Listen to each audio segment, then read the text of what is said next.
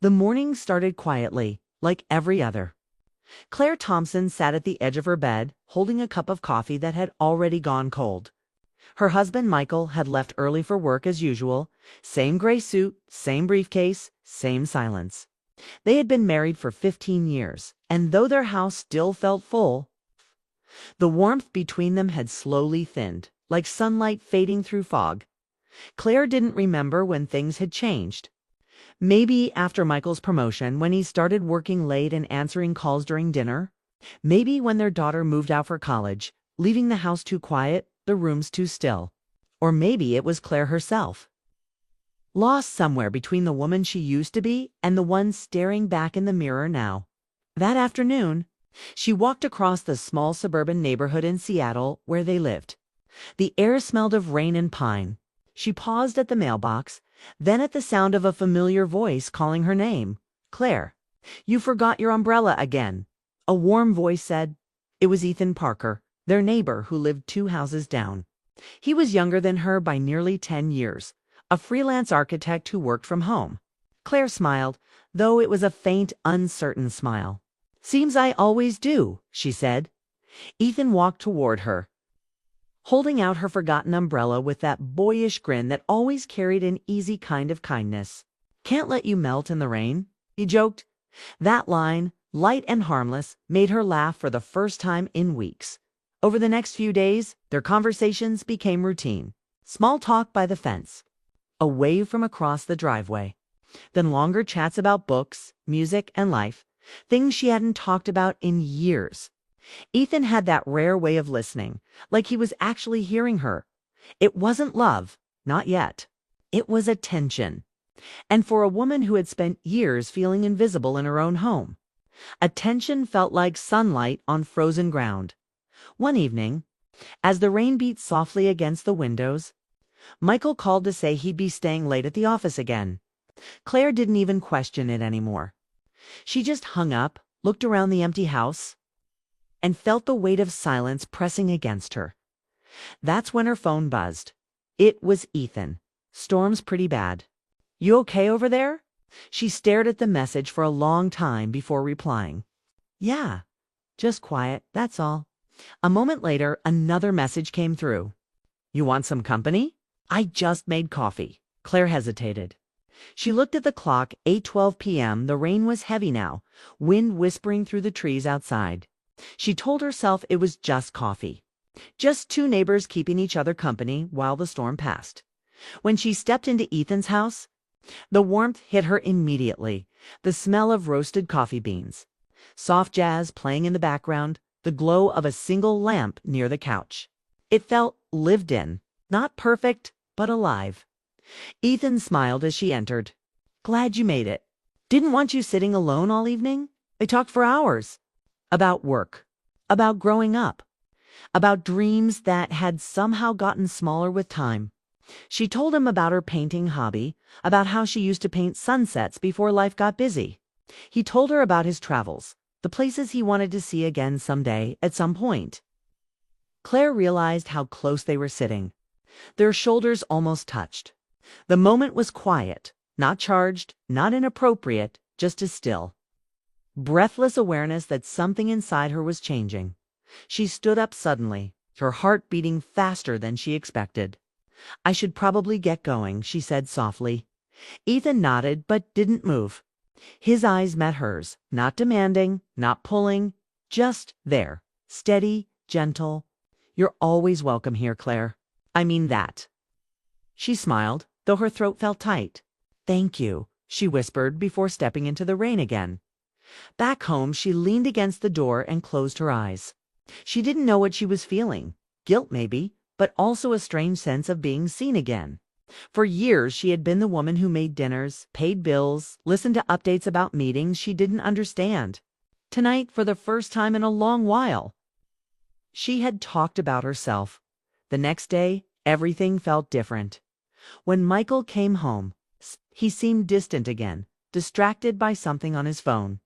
She wanted to tell him about her evening, about how much she missed their old conversations, but the words stuck in her throat. He gave her a quick kiss on the cheek, mumbled something about a late project. and disappeared into his study. Claire sat at the dinner table alone, staring at the untouched food. Days turned into weeks. Her quiet friendship with Ethan deepened. They would meet for coffee, share stories, laugh about trivial things. Nothing physical ever happened, but the emotional pull was undeniable. Every time she saw him, she felt both alive and ashamed. One afternoon, while walking home, she found Ethan waiting by his porch, holding something wrapped in brown paper. "What's that?" she asked. He smiled. "Something for you. You said you used to paint." Inside was a new set of paints and brushes. Her breath caught in her throat.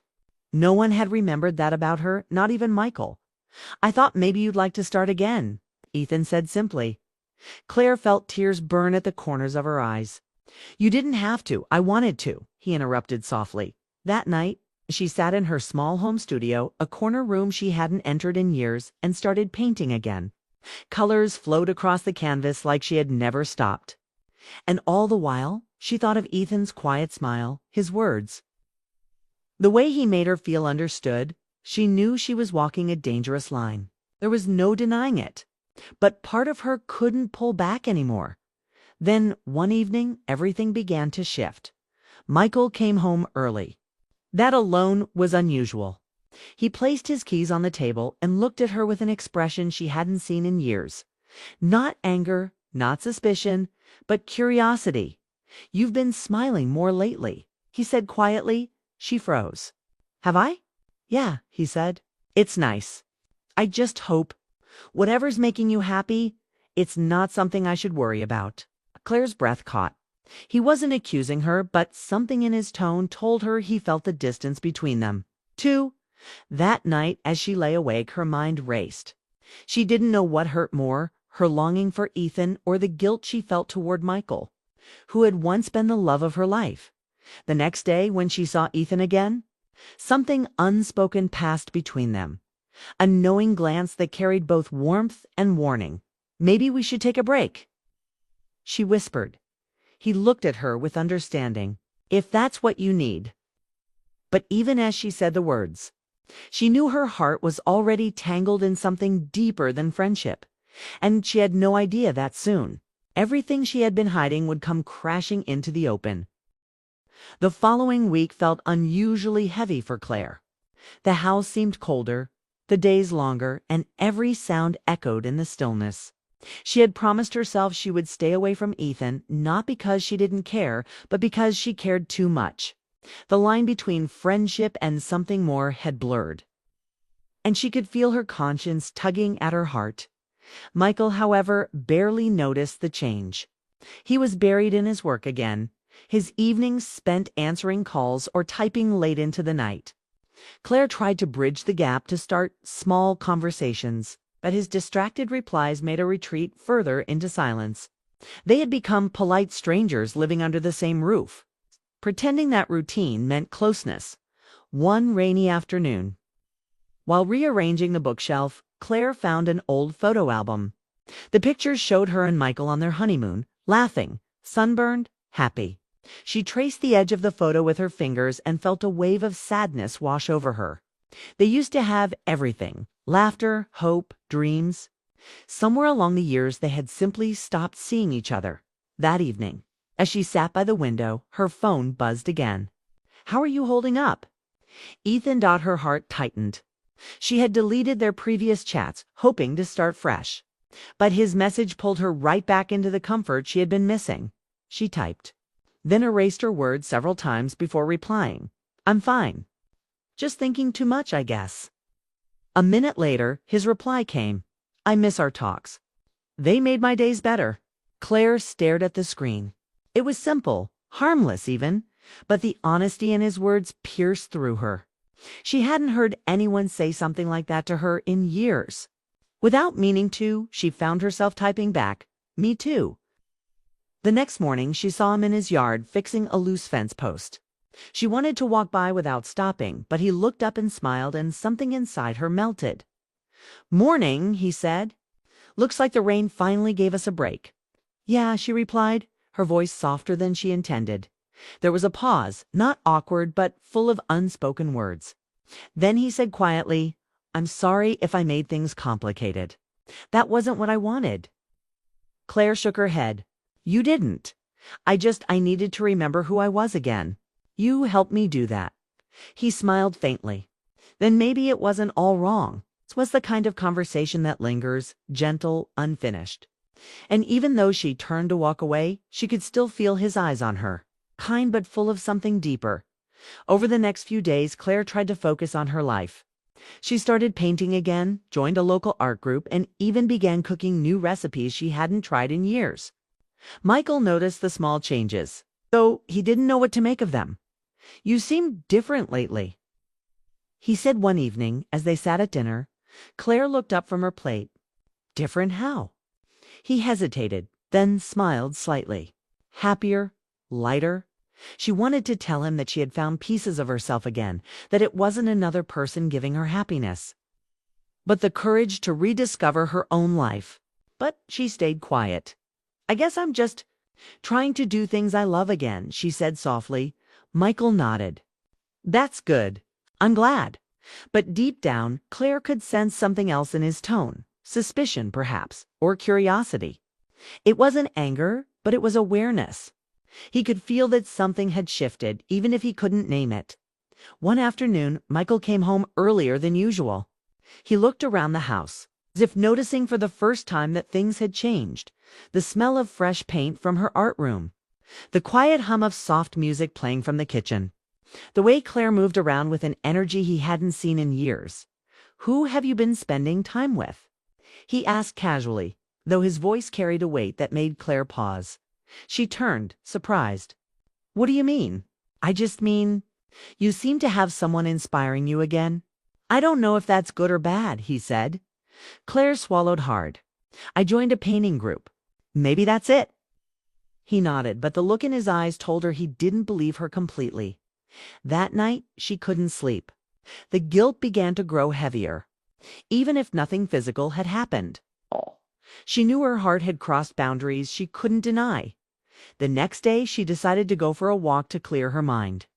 As she passed Ethan's house, she saw him sitting on his porch, sketching something in a notebook. He looked up and smiled, but this time, she didn't return it right away. Ethan, she said quietly, stepping closer. I think we need to stop talking for a while. It's getting too hard. He nodded slowly, though she could see the disappointment in his face.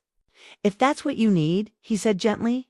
But, Claire, I care about you. I hope you know that. I do, she said, her voice trembling slightly. But I can't keep living between two worlds. It's not fair to anyone. She turned to leave, and he didn't stop her. But she could feel his gaze on her back until she disappeared down the street. That evening, Michael came home later than usual. His tie was loose and his eyes looked tired. Tough day, she asked. Always. He sighed, then looked at her intently. Can we talk? Her heart sank.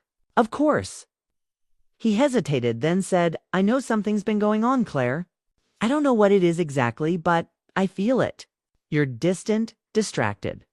And when you smile, it's not because of me. The words hit her like cold water. Michael, he raised a hand gently. I'm not angry. I just want the truth. Is there someone else? The room fell silent. The only sound was the faint hum of the refrigerator. Claire's lips parted, but no words came. She wanted to lie to protect him from the truth and herself from the guilt. But something inside her refused to keep pretending. There's no affair, she said quietly. But yes, there's someone who made me feel seen again. Nothing happened between us, but it made me realize how lonely I've been. Michael didn't say anything at first. He just sat there, staring at the table, his hands clenched together. I thought we were just comfortable, he said finally. I didn't know comfort could turn into distance. Claire felt tears filling her eyes. I didn't mean for any of this to happen. I know, he said softly, but it did. That night, they didn't sleep in the same bed. Claire lay awake, staring at the ceiling, wondering if she had just broken something that could never be fixed. The next morning, she found Michael in the kitchen, already dressed for work. He looked calm but unreadable. I'm not leaving, he said quietly. But we need to figure out what we're doing. We can't keep living like this. She nodded. I agree. He gave her a long look, then added, maybe you should invite him over. Her eyes widened. What? I don't want secrets, he said. If there's anything left to say, let's get it out in the open. I think I deserve that much. Claire didn't answer.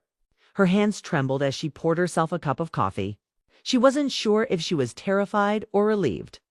Later that afternoon, she stood by the window staring at Ethan's house across the street. Her heart pounded as she thought about what Michael had said. Was this a trap? A test?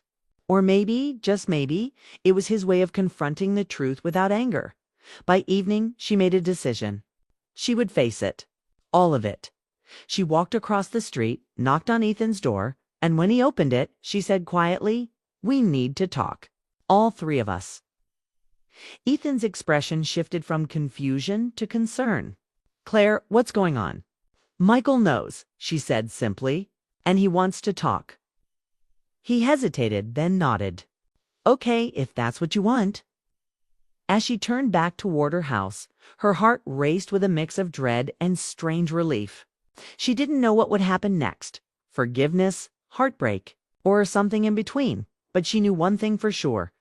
The truth could no longer stay hidden, and tomorrow night, everything would come out one way or another. The evening arrived faster than Claire expected. The clock seemed louder than usual, ticking through every anxious breath she took. The sun had already slipped behind the rooftops, leaving the sky dim and heavy. Her heart pounded as she arranged 3 cups on the dining table. Unsure if this was a meeting, a confession, or the beginning of something she could never undo. Michael sat silently on the couch, his hands clasped, his eyes distant. He wasn't angry, at least not in the way she feared. But there was something unreadable in his face, a calm born out of deep exhaustion. He had been thinking for days, weighing love against truth, trust against reality. When the doorbell rang, the sound seemed to echo through the entire house. Claire froze for a moment before forcing herself to move. She opened the door, and there stood Ethan, uncertain, nervous, yet still carrying that quiet steadiness that had once made her feel safe. "Come in," she said softly. He nodded, stepping into the living room where Michael stood to greet him. For a brief moment, the two men just looked at each other, not with hostility, but with quiet understanding. They both loved the same woman in different ways, and neither wanted to cause pain. Michael gestured toward the chairs. "Let's talk," he said simply. The 3 of them sat in silence for a few seconds. The room felt too still, like the air itself was waiting. Finally, Michael spoke. "I know about the messages," he began, "and the time you've spent together. I've seen it in her eyes. The way she looks alive again." Claire's breath caught. But he didn't look at her. He continued, "I want the truth. Not to punish anyone, but because I can't fix something I don't understand." Ethan leaned forward slightly.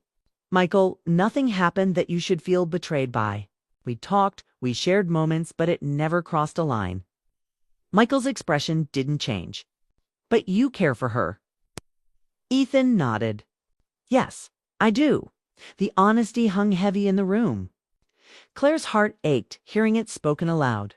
She looked down, unable to meet either of their eyes. Michael sighed deeply. "I guess I should have seen it coming. I've been absent for too long, too focused on work, too blind to what was happening right in front of me." Claire finally spoke, her voice trembling. "It wasn't about replacing you, Michael. It was about feeling seen again. I didn't plan any of this. I just got lost somewhere between who I was and who I became." Michael looked at her, then really looked at her. "And do you still love me, Claire?" The question cut through her like a blade. She hesitated, then whispered, "Yes, but I don't know if love is enough when it feels so distant." Ethan shifted uncomfortably, glancing between them. "Maybe I shouldn't have come. This isn't about me." But Michael shook his head. "No, you should hear this too. Because whatever happens, this started with all of us. My absence, her loneliness, your timing." There was no anger in his tone, just quiet resignation. For a long moment, nobody spoke. Then Michael leaned back, exhaling slowly. "I've been thinking," he said. "Maybe this isn't just about blame. Maybe it's about what comes next. Do we keep pretending everything's fine? Or do we start over, honestly?" Claire looked at him, her eyes filled with tears. "What do you mean?" He paused, then said softly, "I mean, if you want to go, I won't stop you. But if you want to stay, we rebuild from the truth, not from guilt." The simplicity of his words hit her harder than any confrontation could have. He wasn't trying to trap her. He was giving her freedom. Ethan spoke quietly. "Claire, whatever you decide, I'll respect it. I never wanted to hurt anyone. I just wanted you to feel alive again." Tears slipped down her cheeks. "You did," she whispered. "But now I have to figure out who I want to be when the noise quiets down." Michael stood and walked to the window, staring into the night. "We used to dream about building a life together," he said softly. "Then somewhere along the way, we started just maintaining one. Maybe we forgot that love needs tending." His voice trembled slightly, and for the first time in years, Claire saw the man she had fallen in love with, not the tired husband, not the distant partner, but the man who had once made her laugh under starlit skies. She walked over, standing beside him. "I don't want to lose what we had," she said, "but I can't go back to pretending everything's fine. If we stay, we have to really talk, really listen." Michael turned to her. "Then let's start now." Ethan stood up slowly. "I think that's my cue to leave." Claire looked at him, torn between gratitude and sadness. "Thank you for reminding me what it feels like to be seen," she said softly. He smiled gently. "And thank you for reminding me what real love looks like, even when it's messy." Michael extended his hand toward Ethan, surprising them both. "No hard feelings," he said quietly. Ethan took it, his expression sincere. "None at all." When the door closed behind him, silence filled the house once again. Claire and Michael stood there, uncertain, but together. The tension had eased, replaced by something fragile, not forgiveness, not yet. But understanding. They sat on the couch, side by side, neither speaking for a long time. Finally, Michael said, "I don't think we can fix this overnight." "No," Claire replied softly. "But maybe we can start by remembering why we mattered to each other in the first place." He nodded. "You know, I used to love how you'd wait for me to come home, even if it was late. You'd fall asleep on the couch just to say goodnight." She smiled faintly. "I stopped because I thought you didn't notice anymore." "I noticed," he said quietly. "I just forgot to say it." The night deepened outside, and though neither of them said the words, a quiet peace began to settle between them. They talked about small things, old memories, their son, their dreams they had shelved. For the first time in a long while, the house didn't feel cold. Days turned into weeks. They started going for evening walks together again, not because they had to, but because they wanted to. They didn't avoid the hard conversations either about loneliness, fear, and what nearly broke them apart. Ethan moved away a few months later, taking a new job in another city. Before leaving, he sent Claire a simple note. "Sometimes we meet people not to stay with them, but to wake up something inside us. Thank you for being that for me." Claire read it with a bittersweet smile. She didn't reply, but she folded the note and placed it inside her art journal, not as a secret, but as a reminder. One quiet Sunday morning, months after that night, Claire stood in the kitchen, humming as she made coffee. Michael came up behind her, wrapping his arms around her waist. "Morning," he said. "Morning," she replied, leaning back against him. He kissed the top of her head. "You know, I think we're getting better at this." She laughed softly. "At what?" "At finding each other again." Claire turned around and looked into his eyes. "We're trying," she said, "and maybe that's enough." Outside, the sun streamed through the window, filling the room with soft light. The house that once felt heavy now seemed alive again. Not perfect, but real. They had faced the truth, endured the storm, and somehow, in the middle of all that pain, found a way to start over. As they sat together at the table, sipping coffee and watching the morning unfold, Claire realized something she hadn't felt in years. Peace. Not the kind that comes from forgetting, but the kind that comes from forgiving herself, her husband, and even the man who had reminded her what her heart could still feel. Sometimes life doesn't go the way you expect. Sometimes it breaks you open so you can see what really matters. For Claire, that night had changed everything. Not because it ended something, but because it began again in a way that was honest, fragile, and beautifully human. And as she looked at Michael across the table, smiling through the quiet, she knew one truth above all: love doesn't always survive by staying perfect. It survives when two people decide again and again to stay. Claire had always believed that love would be enough. When she married Michael 8 years ago, she thought they were building something lasting, something that would survive time, work, and routine. He was steady, dependable, and kind. He wasn't the type to bring her flowers every week or whisper poetry into her ear, but in the beginning, she didn't need that. What mattered then was his loyalty, his calm nature, and the way he made her feel safe. But as years passed, that same safety began to feel like silence.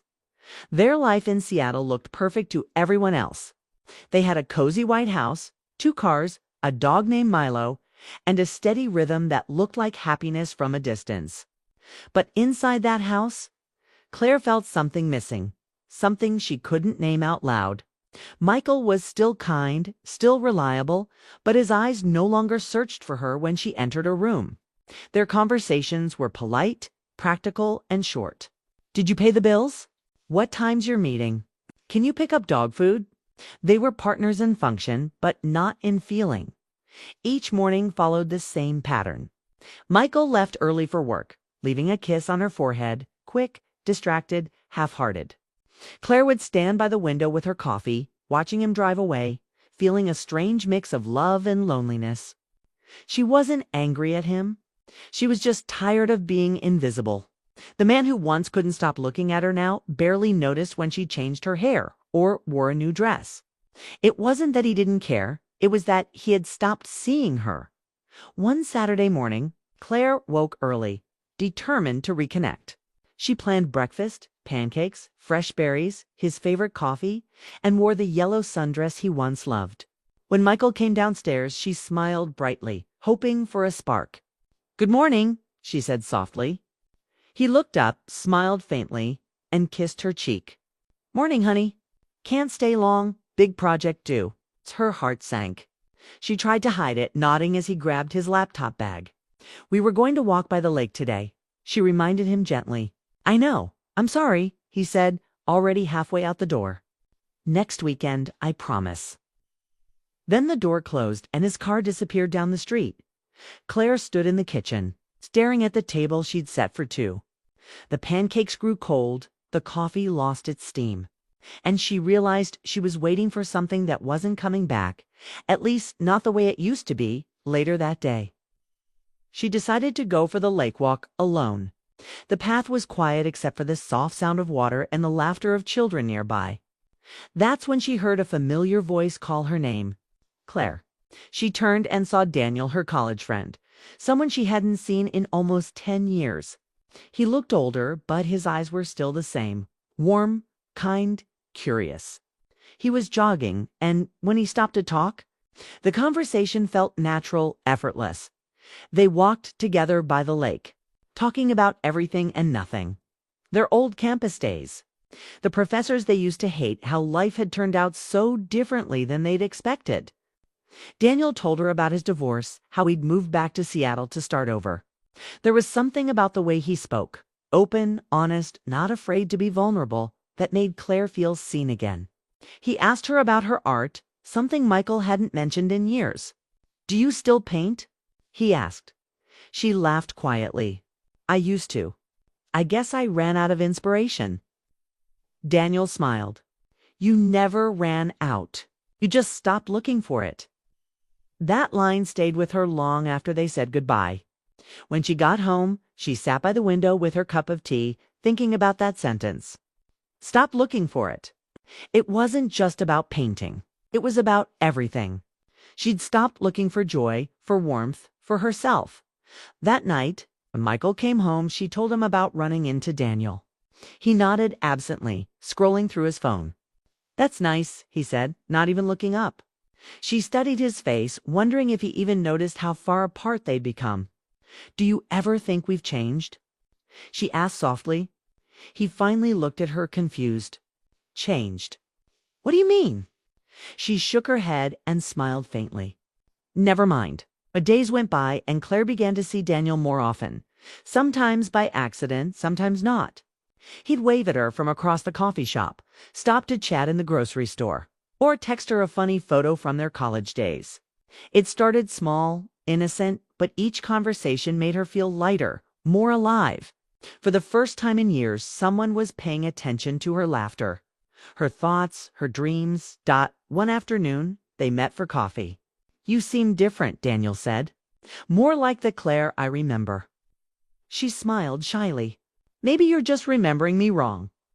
He shook his head. "No, you used to walk into a room and light it up. I'm just glad to see some of that light again." His words hit her in a place she didn't know was still tender. She wanted to tell him how lonely she'd been, how empty her days felt, how invisible she'd become in her own marriage. But she didn't. Instead, she just said, "It's been a long time since someone noticed." That evening, when she got home, Michael was on the couch watching a show. "How was your day?" he asked casually. "Good," she said, sitting beside him. He nodded, eyes still on the screen. The distance between them felt physical now, like an invisible wall neither of them knew how to break. The next week, Daniel called her. "You sounded sad yesterday," he said. "I'm fine," she replied quickly. "Just tired." But he didn't believe her. "Claire, talk to me," he said gently. "You can, you know." And she did. The words poured out her loneliness, her fear of fading, her guilt for feeling empty, even in a stable marriage. Daniel didn't judge. He just listened. When she was done, he said quietly, "You're not wrong for wanting to feel alive. You just forgot that you deserve it." That night, Claire lay in bed beside Michael, staring at the ceiling. His slow breathing beside her felt like a reminder of how separate they'd become. She thought about Daniel's words, "You deserve it." It wasn't about another man. It was about remembering herself. But part of her knew she was standing too close to a line she shouldn't cross. The following Sunday, it rained. The kind of slow, steady rain that makes everything feel softer and sadder. Daniel texted her coffee, just to talk. She hesitated, then typed back, "Okay." She told herself it was harmless. It's just two friends catching up, when she walked into the cafe. Daniel was there, sitting by the window, his face lighting up when he saw her. "You came," he said warmly. She smiled, trying to ignore the way her heart raced. They talked for hours about life, regrets, hope. It wasn't romantic, not yet, but it was intimate. When they said goodbye, Daniel touched her hand lightly.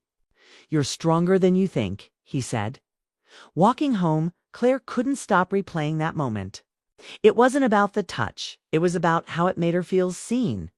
She knew she was standing at a dangerous edge, but for the first time in years, she felt something other than emptiness. That night, she looked at Michael sleeping peacefully beside her and whispered into the dark, "When did we stop being us?" Outside, the rain kept falling, soft and endless, like the ache she carried in her heart. And though she didn't know it yet, that ache was about to change everything. The days after that rainy Sunday felt different for Claire. Something in her had shifted. The gray routine of her marriage seemed heavier, and yet somewhere beneath it, she felt a small spark she hadn't felt in years. A quiet reminder that she was still alive. Daniel's kindness had stirred something she couldn't quite name. She told herself it was friendship, comfort, maybe nostalgia. But deep down, she knew there was more to it. Michael, as always, was busy. His projects at work had doubled, and his late nights became normal. He didn't notice her silence or the faraway look in her eyes. They still had dinner together, still shared the same couch, but the warmth between them was gone. Claire tried to talk to him a few times, but every attempt ended with a polite nod or a distracted, "We'll figure it out." One evening, after another quiet dinner, she walked out onto the porch with a cup of tea. The air smelled like rain again, soft and calm. Her phone buzzed. It was Daniel. "Are you okay? You seemed quiet last time." She hesitated, staring at the screen. Then she typed back, "I'm fine. Just thinking too much, I guess." He replied almost instantly, "You don't have to pretend with me." That message, simple, genuine, broke something inside her. She didn't realize how much she needed to hear that. That night, they talked for hours over the phone. She laughed, really laughed, for the first time in weeks. They talked about old songs, movies they used to love, the strange ways adulthood changes people. There was nothing inappropriate, just two people remembering what connection felt like. But as they spoke, Claire felt her heart moving towards something she wasn't ready to face. The next morning, Michael left early again. He kissed her on the forehead out of habit and said, "Don't wait up tonight, I'll be late." She nodded, pretending not to care. But when the door closed, the house felt too big, too quiet. She poured herself another cup of coffee and sat by the window, thinking about Daniel. By afternoon, she couldn't resist. She texted him, "Coffee later." He replied, "You read my mind." They met at a small cafe tucked in the corner of downtown, quiet, warm, smelling of cinnamon and roasted beans. When Daniel saw her, he smiled in that way that made her forget the noise around them. "You look lighter," he said. She laughed softly. "Maybe it's the coffee."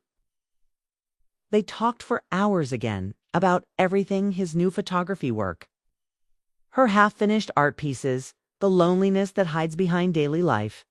There was no flirting, no promises, just understanding.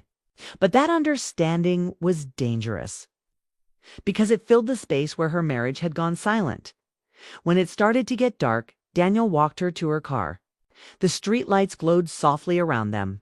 She turned to say goodbye, and for a moment, neither of them spoke. The silence between them wasn't awkward, it was charged.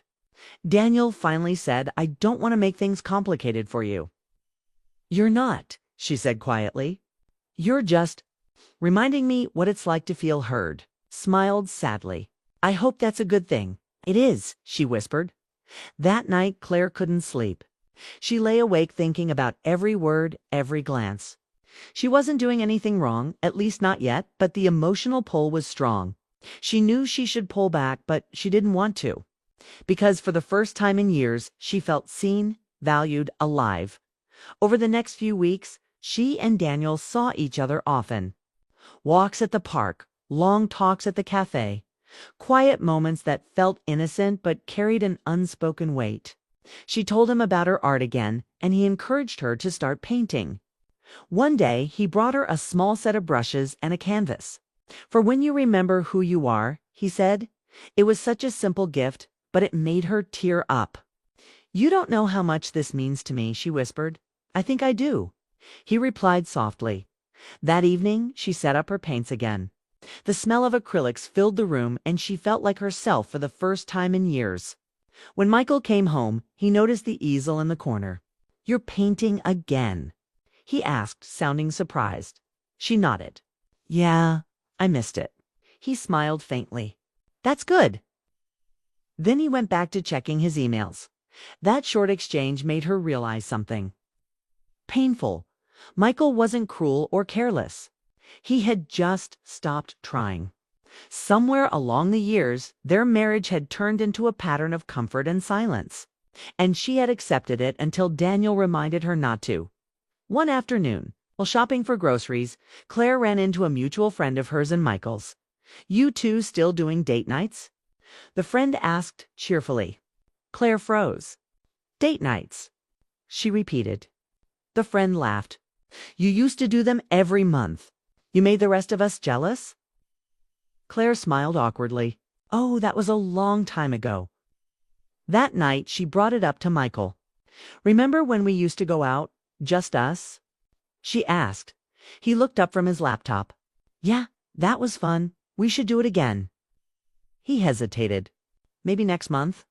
"Things are crazy at work right now." She tried to hide her disappointment. "Sure," she said softly. After he went to bed, Claire sat alone in the living room. Her phone buzzed. Daniel again. "Still awake?" She stared at the message for a long moment before replying, "Yeah, just can't sleep. Want to talk?"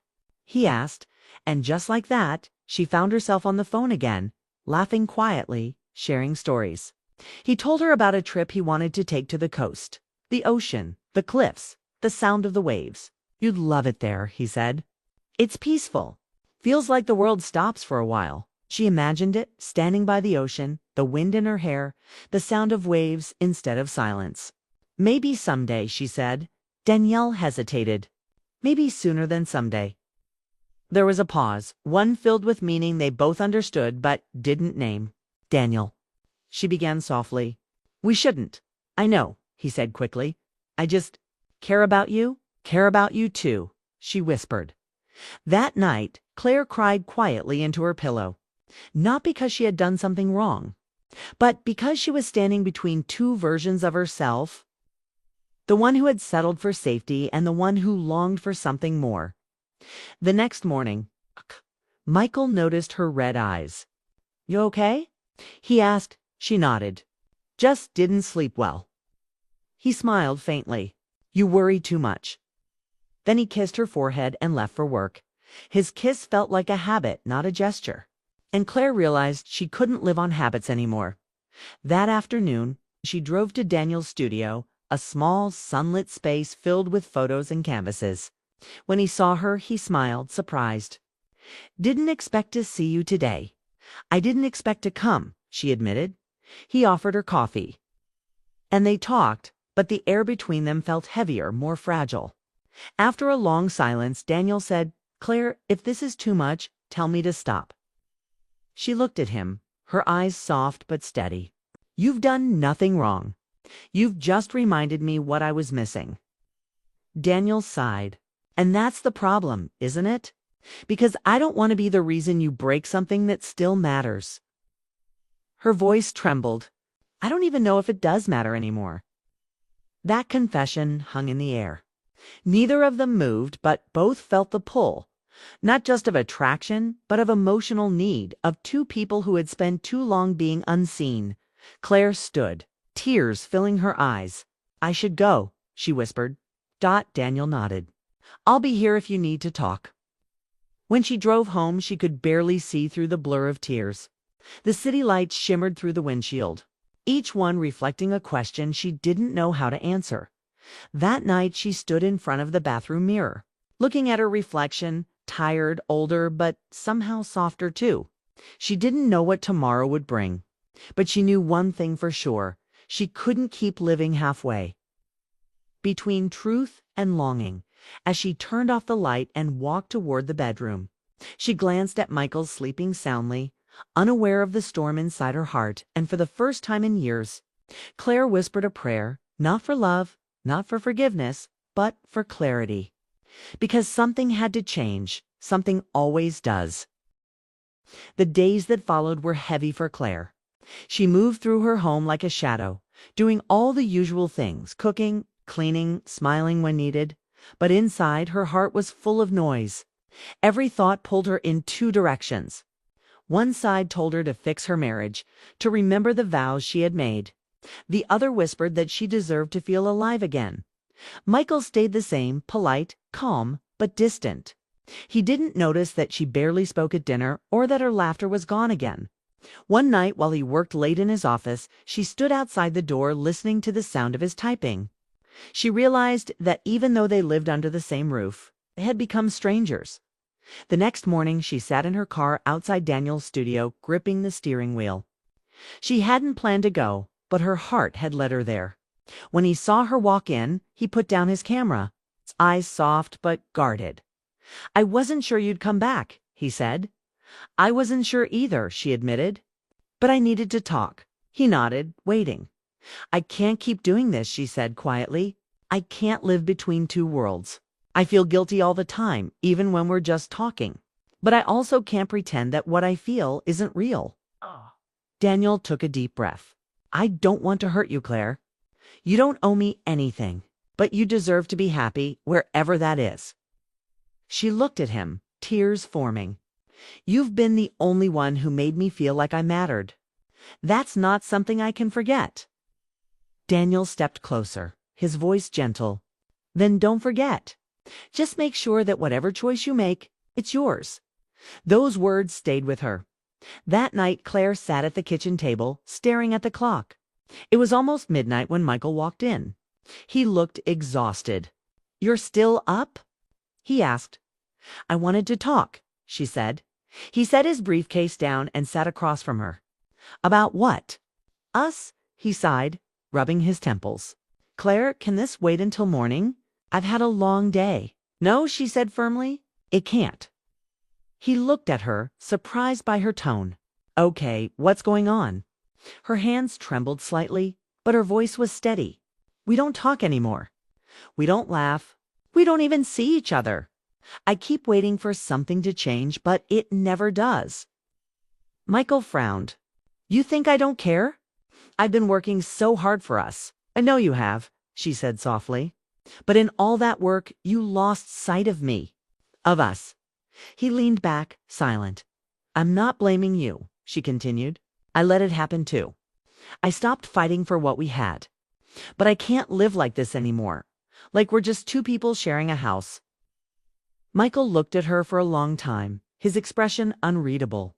Finally, he said, "Is there someone else?" The question hit her hard. She looked away, unable to lie. "There's someone who reminded me what it's like to be seen." Michael's jaw tightened, but his voice stayed calm. "So, that's it?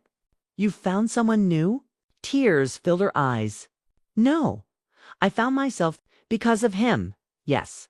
But this isn't about him. It's about us, or what's left of us." The room was quiet, except for the ticking clock. Finally, Michael said, "I didn't realize how far apart we'd grown." "Neither did I," she whispered. He sighed deeply. "So what now?" "I don't know," she said honestly. "But we need space. I need space." He nodded slowly, his voice heavy. "If that's what you need, I'll give it to you." The next morning, Claire packed a small bag. Michael watched silently as she gathered a few clothes, her paintbrushes, and a sketchbook. When she reached the door, he said quietly, "I never meant to make you feel alone." "I know," she said softly, "and I never stopped caring about you." She left before the tears could fall. Claire rented a small apartment near the lake, quiet, bright, and peaceful. She spent her mornings painting and her evenings walking by the water. The silence that once scared her now felt comforting. She didn't rush to call Daniel. She needed to understand herself first, to see if what she felt for him was real or just a reflection of her emptiness. Weeks passed. She slowly found rhythm in her days. She smiled more, laughed more. She started selling small paintings online, something she hadn't imagined doing before. Her world, though small, began to feel hers again. Then one afternoon, while setting up a canvas, she heard a knock. When she opened the door, Daniel stood there, holding a cup of coffee and a nervous smile.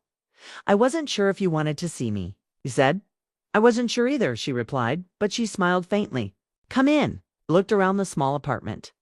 "You've made it beautiful. It's peaceful," she said. "I needed that." They talked for a while, not about the past, but about life. His new work, her art, small things that made them laugh. When he was about to leave, Daniel turned to her. "You seem free," he said softly. "I think I am," she said, "for the first time in a long time." He nodded, his eyes warm but sad. "I'm glad. You deserve it." She looked at him, realizing something she hadn't before. "You helped me find the strength to change. But now I need to walk the rest of the way alone." Daniel smiled gently. "Then I'll let you." They hugged not as lovers, but as two people grateful for what they had shared. When he left, Claire stood by the window, watching the sunlight touch the lake. For the first time, she didn't feel torn. She felt whole. A few weeks later, Michael called. His voice was calm, softer than she remembered. "I've been thinking a lot," he said. "About us." "So have I," she replied. "I took some time off work," he said. "I realized I've been running from things instead of fixing them. I don't want to lose you, Claire." She hesitated. "I don't want to lose what we were. But I can't go back to how things were." "I don't want that either," he said. "I want to start over if you'll let me." His voice was sincere, and for the first time in years. She heard the man she had fallen in love with. Maybe we can try, she said softly, but slowly. He agreed. Over the next few months, they met for lunch, went on walks, and talked. Really talked. There were no promises, just effort. Michael listened more, laughed more, and showed up in ways he hadn't before. And Claire, in turn, forgave slowly, letting the walls between them fall one by one. One evening, as they sat by the lake, "The same one near her apartment," Michael said. "You seem different." "I am," she said with a small smile. "I had to lose myself to remember who I was." He nodded thoughtfully. "I think I needed that wake-up call too." The sun dipped below the horizon, turning the sky golden. They sat quietly, watching the colors fade. There was no perfect ending, no promises of forever, just two people choosing to try again, wiser than before. Claire still painted, still spent time alone, still cherished her freedom. But she also let Michael back into her world piece by piece. Their marriage wasn't perfect, but it was real this time, built not on comfort, but on honesty. Months later, she met Daniel again by chance at a small art show. He looked happy, peaceful even. "Your work's beautiful," he said. "Thank you," she replied, smiling. "I owe part of it to you." Kay laughed softly. "Just don't forget the part you did yourself." They talked for a bit, then said goodbye. No sadness, no longing. It's quiet respect. As Claire watched him walk away, she felt nothing but gratitude. He had entered her life when she needed a mirror. And now she had become her own reflection. That night, when she returned home, Michael was waiting with dinner on the table. He grinned. "I tried to cook." "No promises." She laughed, sitting beside him. "I'll take effort over perfection any day." And for the first time in a long time, the house felt warm again, not because everything was fixed, but because both of them had chosen to grow instead of run as they talked and laughed over the unevenly cooked meal. Claire realized that love wasn't about never breaking. It was about learning how to rebuild together, and sometimes alone first. She had found herself, found peace, and now maybe found love again.